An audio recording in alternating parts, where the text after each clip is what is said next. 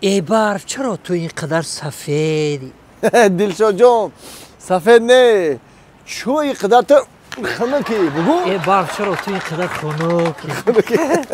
دوستان عزیز میدونی هر یک برف به خودش با فیض برکت داره. بله برف اول در تاجیکستان عزیز ما و شما در شهر دوشنبه بگذار این سفیدی هم وقت در خاندان ما و شما هم وقت خرسندی باشه سفیدی باشه فیض برکت باشه تینجی و آرامی باشه سول و سلا باشه سری پوری باشه. دوستان عزیز برف چیست؟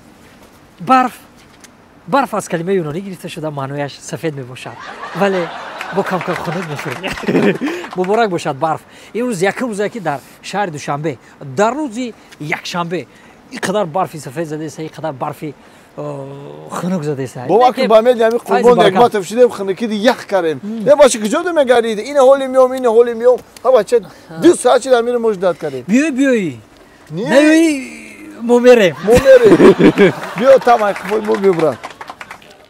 دلشاد جان بیا میریم یک گجو میریم قصر رسوم چه گجو میریم خنکی دیگه یک چیزی ما در زمستون خانتون بلد میگیریم تاجیکستان میریم. بلد میگیریم؟